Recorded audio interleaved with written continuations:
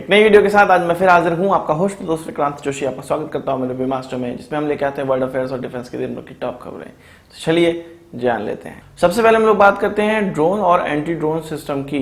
कुछ दिनों पहले, 2-3 दिन पहले मैंने आपको बताया था कि इंडियन एयरफोर्स के द्वारा एंटी ड्रोन सिस्टम कई खरीदे जा रहे हैं और जितने सिस्टम खरीदे जा रहे हैं कुल मिला के कुछ 500 करोड़ रुपए का ये पूरा का पूरा प्रोजेक्ट हो रहा है। अब ये खबर निकलकर सामने आ रही है कि आर्मी के द्वारा स्वार्म ड्रोन्स खरीदे जा रहे हैं। ये जो ड्रोन है और ये जो एंटी ड्रोन सिस्टम है वो सब इसलिए अब ज्यादा प्रोक्योरमेंट हमें देखने को मिल रहा है क्योंकि जम्मू एयरबेस में जो ड्रोन से अटैक हुआ था उसी के चलते हम ड्रोन और एंटी ड्रोन सिस्टम ज्यादा देख रहे हैं। और इस प्रकार की एक्टिवनेस ये बता रही है कि हमारी जो डिफेंस प्रोक्योरमेंट टीम है या डिफेंस के जो बाबूज हैं वो थोड़े जाग गए हैं कि भाई ड्रोन और एंटी ड्रोन सिस्टम पे भी हमें ध्यान देना चाहिए। स्वार्म ड्रोन आप जानते हैं कि किसी एयरक्राफ्ट के साथ भी जुगलबंदी कर सकते हैं, किसी और सिस्टम के साथ भी जुगलबंदी कर सकते हैं, ऐसे व्हीकल्स के साथ भी जुगलबंदी कर सकते हैं। मान लीजिए कोई व्हीकल जा रहे हैं और ये ड्रोन उस व्हीकल के साथ साथ उड़ेंगे, हवा से ये देखेंगे चारों ओर कि किस प्रकार का थ्रेट आसपास में है और व्हीकल को आसानी से पता चल सकता है। यानी कि आर्मी के द्वारा इसको एलओसी पे ज्यादातर इस्तेमाल किया जाएगा।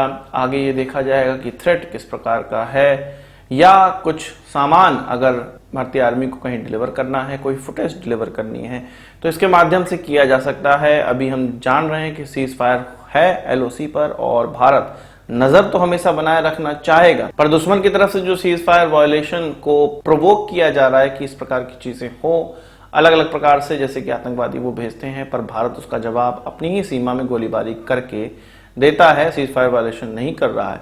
तो इस प्रकार की चीज दुश्मन हमारे चाह रहे हैं कि सीज फायर वायलेशन हो जाए, पर भारत को नजर भी बनाए रखना है, सीज फायर वायलेशन अपनी तरफ से तो एटलीस्ट पहले नहीं करना है। तो इन सब चीजों के लिए बहुत ही ये स्वार्म ड्रोन काम आने वाले हैं। 100 की संख्या में खरीदे जाएंगे, $15 मिलियन में ये खरीदे जा रहे हैं और इसको भारत की एक स्टार्टअप न्यू स्पेस कंपनी के द्वारा किया जा रहा है, बनाया जा रहा है। स्टार्टअप के लिए भी अच्छी बात है, भारत के लिए भी अच्छी बात है कि भारतीय चीजों को ही खरीदा जा रहा है। सुसाइडल ड्रोन भी कल खबर निकलकर सामने आई थी कि भारतीय एयरफोर्स के द्वारा खरीदे जा रहे हैं। 100 की संख्या में ये भी खरीदे जा रहे हैं। कामिकाज़ी ड्रोन है ये, जो कि वैसे सर्विलांस में तो काम आते ही हैं, पर समय आने पे, आवश्यकता पड़ने पे ये दुश्मन के टारगेट पर अटैक करके उनको नेस्तनाबूद भी कर सकते हैं। ये जो सिस्टम है वो अल्फा डिजाइन की तरफ से खरीदा जा रहा है, जो कि एल्बिट सिस्टम के साथ कोलैबोरेशन करके बनाया गया है। स्काई स्ट्राइकर इसका नाम है और अब ये अदानी ग्रुप में जा चुका है, इसलिए अब इसको हम मान सकते हैं कि अदानी और एल्बिट का ये एक जॉइंट वेंचर है जिसके द्वारा स्काई स्ट्राइकर को भारत में ही बनाया जा रहा है और अब इसको इंडियन एयरफोर्स को डिलीवर किया जाएगा। इस प्रकार से हम देखते हैं कि भारत अब ड्रोन और एंटी ड्रोन सिस्टम में काफी ज्यादा जागरूक है और काफी प्रोक्योरमेंट कर रहा है। इससे पहले हम लोग हेरॉप सुसाइडल ड्रोन इस्तेमाल कर रहे थे, जो कि अभी भी किए जाते हैं। बात कर लेते हैं इंडियन नेवी की। इंडियन नेवी के द्वारा अपने जितने भी बेसेस हैं, एस्टेब्लिशमेंट है, वहां में जितने भी सीसीटीवी कैमरे लगाए जा रहे हैं उनको हटाया जा रहा है। उन सीसीटीवी कैमरों को हटाया जा रहा है जो हाइकविजन के हैं, हाइकविजन कंपनी के हैं। ये एक चाइनीज कंपनी है जिसमें कि 41% शेयर उनके चाइनीज गवर्नमेंट के हैं। तो आप मान सकते हैं कि पूरी तरह से ये हमारी सिक्योरिटी को थ्रेट है। जब ये बताया गया डिफेंस मिनिस्ट्री की तरफ से कि इस प्रकार के जो हाइकविजन कंपनी के जो भी सीसीटीवी कैमरे भारत में इस्तेमाल हो रहे हैं वो चुपके से डेटा चीन को भेज सकते हैं, डेटा लीक हो सकता है, ये अलग अलग माध्यम से हो सकता है। अगर ये जो कैमरे हैं वो किसी नेटवर्क से कनेक्टेड हैं या नहीं है, फिर भी ये आसानी से ट्रांसमिट कर सकते हैं, ऐसा हो सकता है। इसमें किसी मेमोरी कार्ड का इस्तेमाल किया जा सकता है या ये सीसीटीवी कैमरे जब कहीं बनने जाएं, रिपेयर होने जाएं, तब डेटा लीक हो सकता है। इसके अलावा वाईफाई के जरिए भी इसमें डेटा लीक हो सकता है। कई तरीकों से डेटा लीक की बात की गई, तब इंडियन नेवी ने यह कहा है कि जहां पर भी इस प्रकार के कैमरे लगे हैं अब उनको हटा दिए जाएं और जीईएम के द्वारा अब इसको खरीदा जाएगा। ये जो कैमरे हैं वो खरीदे जाएंगे, यानी कि गवर्नमेंट ई मार्केटिंग, जो कि एक पोर्टल है गवर्नमेंट के द्वारा बनाया गया है, इसमें किसी भी प्रकार के चाइनीज कैमरे नहीं बिक रहे हैं, इसलिए इसको सिक्योर माना जा रहा है इस पोर्टल को, और इसी के द्वारा अब प्रोक्योरमेंट इंडियन नेवी के द्वारा किया जाएगा। हाइकविजन भारत में कुछ 31% शेयर रखता है। दिल्ली में हो, मुंबई में हो, सिविलियन काम के लिए हो, मिलिट्री काम के लिए हो, इनके कैमरे बहुत ज्यादा चलते हैं और ये विश्व में सबसे ज्यादा कैमरा बेचने वाली या सीसीटीवी कैमरे बेचने वाली कंपनी है और चीन की बहुत बड़ी कंपनी है। तो इसके वाट लगाने की तैयारी भारत में चल रही है। इंडियन नेवी ने भी इसकी शुरुआत कर दी है। बात करते हैं एससीओ की, संघाई कोऑपरेशन ऑर्गेनाइजेशन की। 2021 में इसमें जो सम्मिलित देश हैं उनके बीच में एक्सरसाइज होनी है, जो कि पाकिस्तान में होनी है, पाकिस्तान के खैबर पख्तूनख्वा प्रोविंस में होनी है। और इसको जो नाम दिया गया है पब्बी एंटी टेरर 2021 दिया गया है।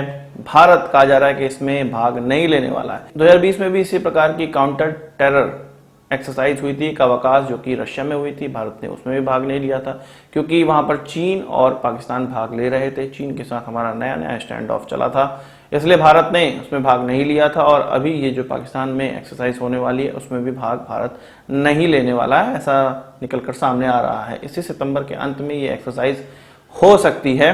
तो भारत इस एक्सरसाइज में भाग ले ना ले, भारत ने तो खैबर पख्तूनख्वा में ऑलरेडी एंटी टेरर एक्सरसाइज कर रखी है। 26 फरवरी 2019 का वाक्य आपको याद होगा, बालाकोट स्ट्राइक आपको याद होगी।